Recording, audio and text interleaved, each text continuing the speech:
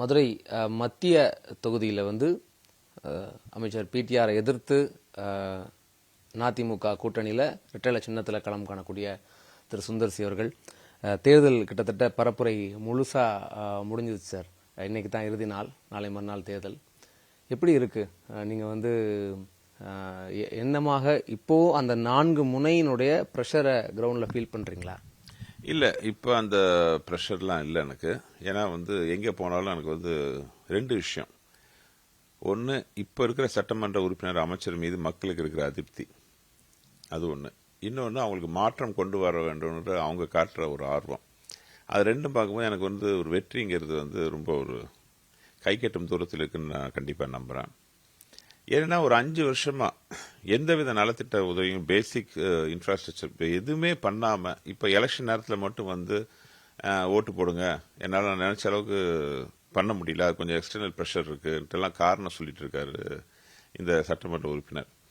மக்கள்லாம் வந்து எல்லாம் கவனிச்சிட்டு இருக்காங்க. மக்களுக்கு தெரியாது எதுவுமே இல்லை, அவங்க அமைதியாக கவனிச்சிட்டு இருக்காங்க. அவங்களோட அதிருப்தி எனக்கு கிடைக்கிற வரவேற்புலேயே தெரியுது. எங்கே போனாலும் வந்து நான் ரெட்டைலை காட்டுறதுக்கு முன்னாடி அவங்க ரெட்டைலை காட்டுறதாகட்டும், அவங்க முகத்தில் இருக்கிற மலர்ச்சி ஆகட்டும், அவங்கள்ட்ட நான் தனிப்பட்ட முறையில் பேசும்பொழுது, ஒவ்வொருத்தன்ட்டையும் நான் இன்ட்ராக்ட் பண்ணும்போது, அவங்க வந்து இப்போ இருக்கிற ஆட்சி மேலேயும் இப்போ இருக்கிற தொகுதி உறுப்பினர் மேலேயும் அவங்களுக்கு எந்த அளவுக்கு கோபமாக இருக்காங்கன்னு தெரியுது. ஸோ இது எல்லாமே வந்து களத்தில் என்னோட வெற்றியை சாத்தியமாக இருக்குது. வெறுமனை அது அவர் மேல இருக்க அதிருப்தி, ரெட்டலைக்கான வரவேற்புங்கிறத அப்பாற்பட்டு சுந்தர்சி அப்படிங்கிற ஒரு தனி பர்சனுடைய இமேஜுக்கான வரவேற்பாகவும் அதை எடுத்துக்கலாம்ல சார்? இல்லை, அது வந்து சும்மா ஒரு நாள் 2 நாளைக்கு தான் வரும். இந்த ஒரு இந்த புகழ், அந்த புகழ் வெளிச்சம்லாம் வந்து பார்த்தீங்கன்னா ஒவ்வொரு நாளும் வராது. நம்ம என்ன கருத்தை முன்வைக்கிறோம், என்ன பேசுகிறோம், அது ரொம்ப முக்கியமாக அவங்க பார்க்குறாங்க. நான் ஃபர்ஸ்ட் நான் வந்து ஒரு 2-3 நாள்லாம் வந்து அவங்க சொன்னது ஓகே, வந்திருக்காப்புல, என்ன பேசுறாப்புல, அவர் என்ன திட்டம் வச்சிருக்காரு பார்க்கலாங்கிறது தான் வந்து மக்களோட கணிப்பாக இருந்துச்சு. இன்னொன்று, புகழ் மாயங்கும் போது நான் வந்து தொகுதியில் வந்து பெரும்பான்மையான இடங்களை வந்து 2 தடவைக்கு மேலே போயிருக்கேன். அப்போ செகண்ட் டைம் போன போது ஆல்ரெடி பார்த்தவங்க வந்து வெறும் புகழுக்காக பார்க்க வர்றவங்க வந்து செகண்ட் டைம் வரும்போது நம்ம பேச்சு கேட்க வர மாட்டாங்க. இது அப்படி இல்லை. முதல் தடவை போனதை விட செகண்ட் டைம் போகும்போது அதிகமாக கூட்டம் வந்துச்சு. ஸோ அது வந்து நான் ஒரு முக்கியமான விஷயமா பார்க்குறேன். இன்னொன்று, தொகுதியில் இருக்கிற அதிருப்தி நீங்களே உங்கள் கண்ணால் பார்க்கலாம் எங்கே போனாலும். அதாவது ஒரு வாரமாக என்ன பண்ணுறாங்க, அவசரமாக இருக்கிற குப்பைகள்லாம் அகற்றுறாங்க. அவசரமாக தெருவிளக்கு, நான் போய் பேசுகிற இடத்துலலாம் வந்து குறைய சொல்கிற இடத்துலாம் பார்த்தீங்கன்னா அடுத்த நாள் தெருவிளக்கு போய் அவசரமாக வந்து பொறுத்துறாங்க. சாலையில் இருக்கிற குண்டுங்குழியெல்லாம் அவசரமாக ஜல்லிக்கல்லாம் போட்டு டெம்பரரியாக இருப்பாங்க. இதெல்லாம் வந்து எலெக்ஷன் முடிஞ்ச 1 வாரம் வரைக்கும் தாங்குமான்னு கூட தெரியாது. ஸோ இது எல்லாமே அவசர கதியாக வந்து தேர்தலை மட்டுமே மனசில் வச்சுட்டு எடுக்கிற நடவடிக்கைகளாக இருக்குது. இதெல்லாம் வந்து மக்களுக்கு வந்து கோபத்தை இன்னும் அதிகப்படுத்துது. 5 வருஷமா பண்ணாத ஏன் இப்போ எலெக்ஷன் நேரத்தில் வந்து பண்றீங்க? 5 வருஷமா சாலையில் குப்பையெல்லாம் இருக்கு, அதை ரிமூவ் பண்ணல. குண்டு குழியமா இருக்கு, அதை சரி பண்ணல. கழிவு நீர் ஓடுது, அதை சரி பண்ணல. கழிவுறையெல்லாம் மெயின்டைன் ஆகாமல் இருக்கு, அதை சரி பண்ணல. வராமல் இருக்கிற சட்டமன்ற உறுப்பினர். ஆனால் இப்போ இதெல்லாம் எல்லாமே நடக்கும்போது மக்களுக்கு கேள்விகள் ஆட்டோமேட்டிக்காக வருது. உங்களுக்கு வேட்பாளர் அறிமுக கூட்டத்தின் போது ஒரு வார்த்தையை பதிவு செஞ்சீங்க. அவர் என்ன எம்ஜிஆரா, ஜெயிக்கவே முடியாமல் போகிறதுக்கு, பிடிஆர் தானே அப்படின்னீங்க. அது அப்படியே தான் அந்த நிலை இருக்கா, இல்லை ஏதாவது உங்களுக்கு காம்படிஷனை ஃபீல் பண்ணுறீங்களா? இல்லை, அதுக்கு ஒரு ஸ்டெப்பு மேலேயே போயிட்டோம். இப்போ நான் சொன்னது வந்து ப்ரூவ் பண்ணக்கூடிய நாள் நெருங்கி இருக்கு. உங்களையும் அவர் வந்து சினிமா சங்கி அப்படிங்கிற டேர்மில் வந்து உங்களை விமர்சிக்கிறாரு. இல்லை, அது சில பேர் வந்து இது வரைக்கும் அவருக்கு போட்டி இல்லை, நான் எதிர்க்கட்சி வேட்பாளரை பற்றி பேச மாட்டேன், அவங்களுக்கு பதில் சொல்ல மாட்டேன் அப்படின்ட்டு தான் ஒரு பெரிய படித்தவர், தான் பெரிய ஒரு பண்பாளருங்கிற ஒரு இமேஜில் வந்து அவர் இருந்தார். இப்போ நான் வந்து கேள்வி கேட்டோன்னே அது வந்து அவரால் அது பொறுத்துக்க முடியல. ஏன்னா என்னோட கேள்வி வந்து நான் கேட்குற கேள்வி இல்லை, மக்கள் கேட்குற கேள்வி. அதை நான் கேட்கும்போது பொறுத்துக்க முடியாமல் கோபத்தில் அவர் வந்து கண்ணா பண்ணான்னு பேச ஆரம்பிச்சிட்டார். அவர் போட்டிருந்த அந்த முகமூடி விழுந்து அவரோட உண்மையான முகம் இப்போ வெளியில் வந்துருச்சு. ஸோ மக்கள் பார்க்குறாங்க. அதுக்காக நான் வந்து அவர் அளவுக்கு இறங்கி போய் தனிப்பட்ட விமர்சனம் பண்ண நான் தயாராக இல்லை. நான் வந்து மக்களோட பிரச்சனையை பேசுகிறேன், மக்களுக்கு என்ன தேவைன்னு பேசுகிறேன், அதை எப்படி சரி பண்ணணும்னு நான் பேசுகிறேன் ஒழிய ஒரு இண்டிவிஜுவல் பர்சனல் அட்டாக்லாம் நான் இந்த நிமிஷம் வரைக்கும் நான் பண்ணலை. ஸோ அவர் இந்த அளவுக்கு இறங்கி ஒரு வார்த்தைக்கு வார்த்தை படித்தவர்னு சொல்கிறவர் பார்த்தீங்கன்னா என்னை வந்து ஒரு ஏகவசனத்தில் பேசுகிறதாகட்டும், பட்டப்பேர் வச்சு கூப்பிட்றதாகட்டும், என் தொழில், நான் பண்ணுற தொழிலை பற்றி இழிவுபடுத்தி பேசுகிறதாகட்டும், இதெல்லாம் பார்த்தீங்கன்னா அவர் ஒவ்வொரு தடவை என்னை எடுத்து வாயை திறக்கும் பொழுதும் அவர் ஒரு படி கீழே இறங்கிட்டு இருக்காரு, நான் ஒரு படி மேலே ஏறிட்டு இருக்கிறதா தான் நான் நினைக்கிறேன். அவர் வந்து பல வார்த்தைகளில் நீங்கள் உள்ளூர் நீங்கள் அந்த நிலத்துக்கு சம்மந்தம் இல்லாதவர் இப்படியாக பல்வேறு விமர்சனங்களை வச்சுட்டே இருந்தாங்க. இறுதியில் நானும் மதுரைக்காரன் தான்டா, நான் மதுரைக்காரன் தான்டா அப்படிங்கிற ஒரு வார்த்தையில் நான் தான் உங்களோட கனெக்டிவாக இருக்கேங்கிறத ஒரு விதமாக பேசுகிறாரு. அப்போது அது வந்து உங்களுக்கு என்னவா எதிரொலிக்குங்கிறீங்க? 10 வருஷம் கழிச்சு, இத்தனை வருஷம் கழிச்சு இப்போவாச்சும் அவருக்கு தான் மதுரைக்காரன்னு சொல்றதுக்கு வாய் வந்திருக்கேன்ட்டு ஒரு பக்கம் எனக்கு அதை நான் வந்து சந்தோஷமா தான் பார்க்கறேன்.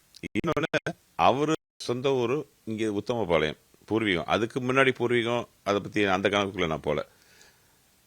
உத்தமபாளையம் அவரோட பூர்வீகம் அப்படின்னு சொல்றாங்க.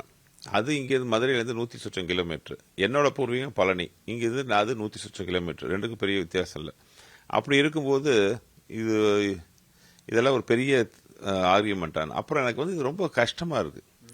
அதாவது இந்த ஒரு டிஜிட்டல் காலத்துல உலகம் சுருங்கி போன காலத்துல மக்கள் தொலைத்தொடர்பு வசதியாகட்டும், போக்குவரத்து வசதி எல்லாம் அவ்வளோ ஈஸியா இருக்கிற காலத்துல இப்போ உட்காந்துட்டு மக்களை பிரித்து அதை வச்சு பேசிக்கிட்டு மதுரை நான் சொந்த ஒரு இது இல்லை அது இல்லை அப்படின்ட்டு இப்போ மதுரைக்குள்ளே வந்தா நீ அந்த தெரு இந்த தெரு, இந்த ஏரியா அந்த ஏரியா, பக்கத்து வீடு இந்த வீடு, இப்படிதான் போயிட்டே இருக்கும். இது வந்து நான் போய் ஸ்டேஜ் வந்து நானும் மதுரைக்காரன்னு சொல்ல விரும்புறேன்.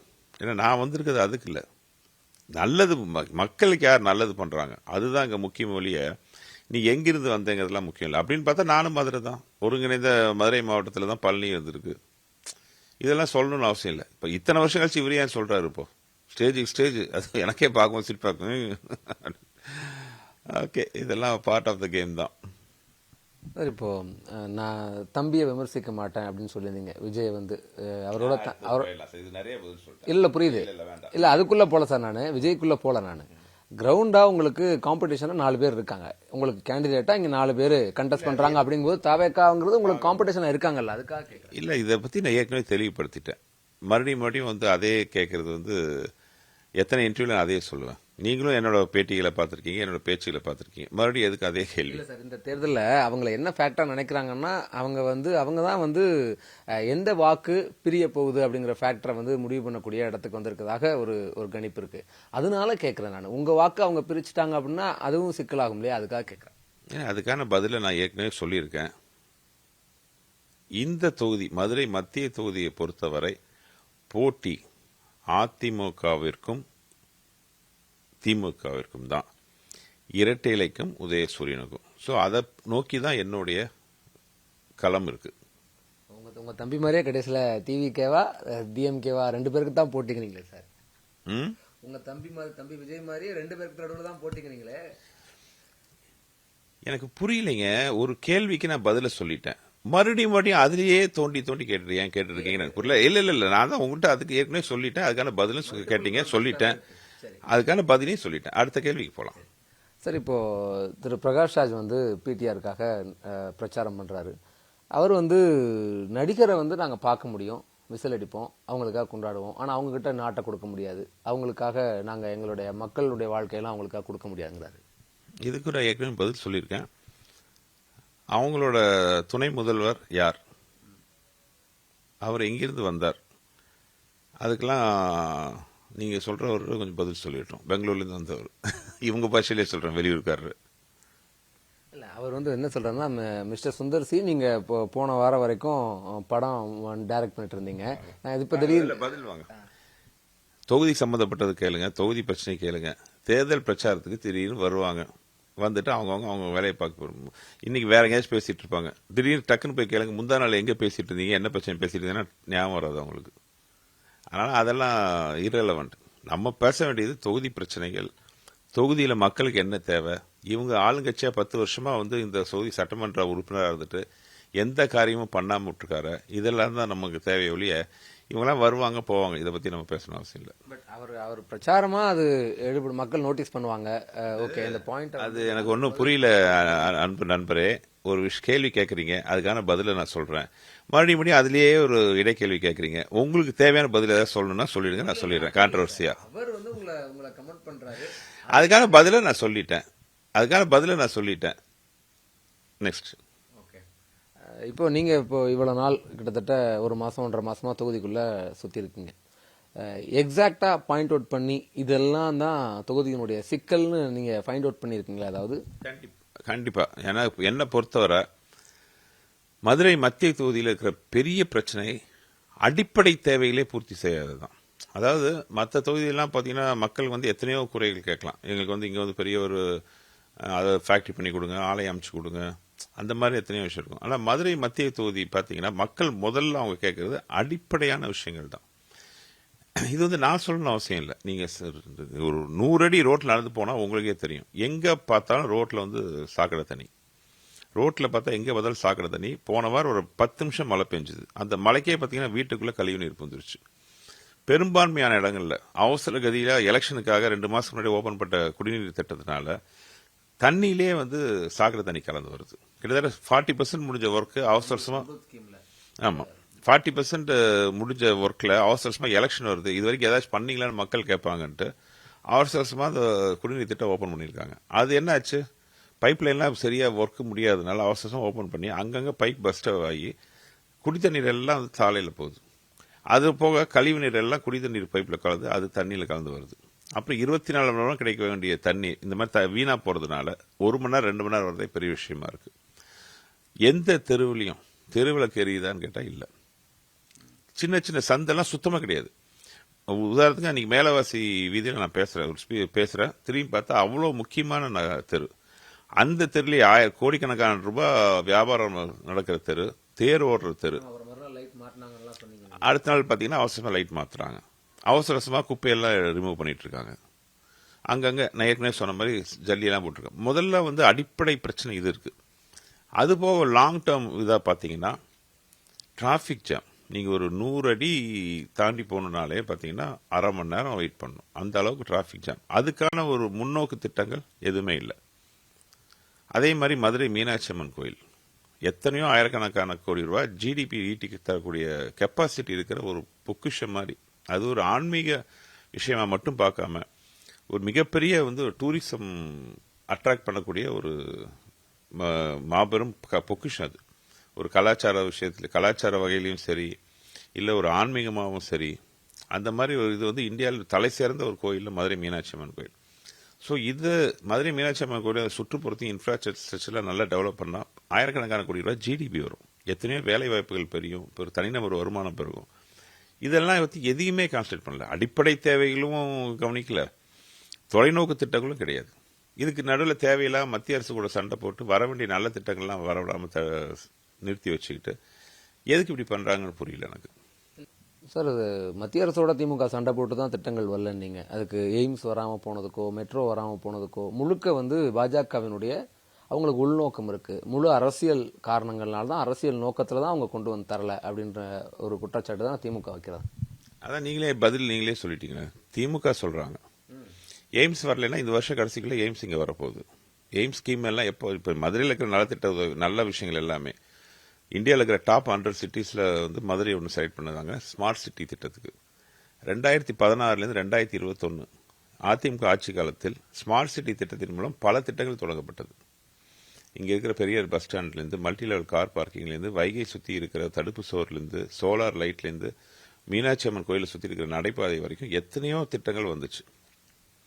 ஆனால் இவங்க 21 வந்ததுக்கு அப்புறம் என்ன பண்ணாங்க, எதையும் முடிந்த திட்டங்களை. இப்போ பெரியார் பஸ் ஸ்டாண்டில் பார்த்தீங்கன்னா அவ்வளோ கடைகள் இருக்கு. ஏன் கடைகள்லாம் இத்தனை வருஷமா ஓப்பன் பண்ணல? என்ன காரணம்? அது அதிமுக ஆட்சியில வந்து அவங்க ப்ராப்பர் பெர்மிஷன்ஸ் இல்லாம கட்டிட்டாங்க, அதான் சிக்கல் பிடிஆர். அது கிடையாது.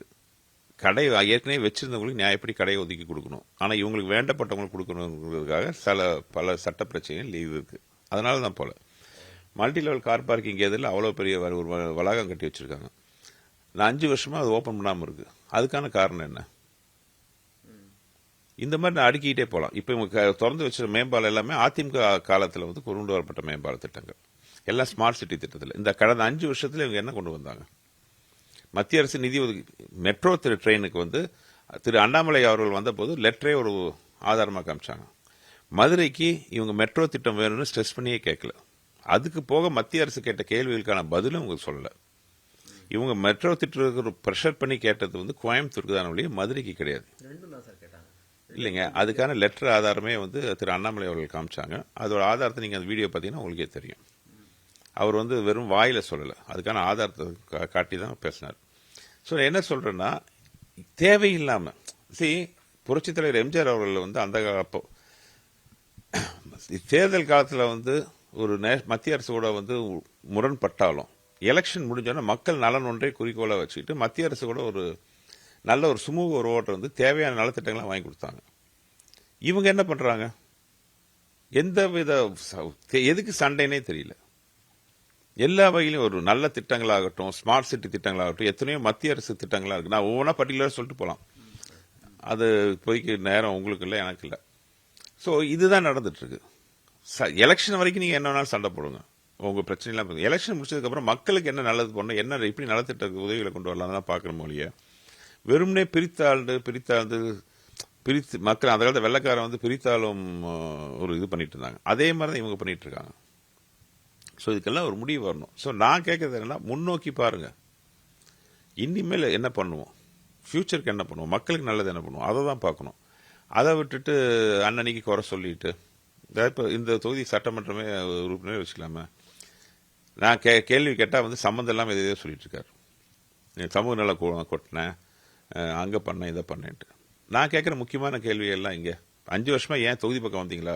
ஒவ்வொரு கூட்டத்திலையும் போய் மக்கள்கிட்ட கேட்குறேன். கடந்த 5 வருஷத்தில் உங்கள் பிரச்சனையை கேட்க இந்த சட்டமன்ற உறுப்பினர் உங்களை பார்க்க வந்தாரா? இது வரைக்கும் ஒரு குரலாச்சு நான் பார்க்குறேன். வந்தாருன்னு சொல்லுவாங்க, இது வரைக்கும் கிடையாது. வரல தான். கார்பரேஷனில் அவ்வளோ பெரிய ஊழல் நடந்திருக்கு. வெளியில் தெரிஞ்சது 200 கோடி, வெளியே தெரியாமல் ஆயிரக்கணக்கான கோடி ரூபான்னு சொல்கிறாங்க. அந்த ஊழலுக்கு பின்னணி இருக்கிறவங்கலாம் எத்தனை பேருக்கு தண்டனை கிடைச்சிருக்கு? யாரெல்லாம் நடவடிக்கை ராஜினாமா செஞ்சா போதுமா? இப்போ நான் உங்கள்கிட்ட இந்த 1000 ரூபா பணத்தை அடிக்கிறேன், அடிச்சோன்னா நான் வந்து ஓகே நான் வந்து போயிடுறேன் அப்படின்னு சொன்னால் போதுமா? அதுக்கான தண்டனை என்ன? எதுக்காக ராஜினாமா செஞ்சாங்க? இப்போ எங்கே இருக்காரு? ஒரு 2 மாதம் ஜாமீன்ல இருந்துட்டு 2 மாதம் உள்ள இருந்துட்டு ஜாமீன்ல வெளியில் தெரிகிறாரு. ராஜினாமா செஞ்சாங்க. மேயருக்குலாம் என்ன தண்டனை? அந்த மண்டல குழு தலைவர்லாம் ராஜினாமா பண்ணாங்களா, அவங்களுக்குலாம் என்ன தண்டனை? தண்டனை கொடுக்கலன்னா அப்போ அவங்க தப்பு பண்ணலையா? அப்போ அவங்க தப்பு பண்ணலைன்னா அவங்க ஏன் ராஜினாமா பண்ணாங்க? நான் கேட்குற கேள்வி தானே. அந்த மேயரோட கணவர், அவர் யாருக்கு நெருக்கமானவர்? ஒரே ஒருத்தர் ஜெய் பாலாஜின்னு ஒருத்தர் ஜெயிலில் இருக்கார். அவர் யாருக்கு நெருக்கமானவர்? ஃபாரின்ல தலைமறைவாக தெரிகிறார லட்சுமணன், அவர் யாருக்கு நெருக்கமானவர்? இந்த மாதிரி கேள்விக்கெல்லாம் பதிலே காணாம 5 வருஷமா தொகுதியில் வந்து ஏன் குண்டு குழியுமா சாலை இருக்கு, ஏன் எங்கே பார்த்தாலும் குப்பை தேங்கி இருக்கு, ஏன் தெருவிளக்கு எரியல, இதுக்கெல்லாம் பதில் இல்லை. ஏன் எங்கே பார்த்த இப்படி ஒரு மதுரை கார்பரேஷன் உலகத்திலே இல்லாத கொடுமையான சிறப்பு, மேயரே இல்லாத ஒரு கார்பரேஷன் எங்கிட்டு இருக்கு. எல்லா அரசு நிர்வாகம் முடங்கி கிடக்கு. இதெல்லாம் கேட்டால் பதில் இல்லையா? தன்னை பெரிய படித்தவர், பெரிய புத்திசாலின்னு கேட்குறாரு, சொல்றாரு. அப்படின்னா நிதி அமைச்சராக இருந்த அவரை ஏன் 2 வருஷத்துல முதலமைச்சர் வந்து அதை விட கம்மி முக்கியத்துவம் இருந்த இலாகாக்கு ஏன் மாத்தினார்?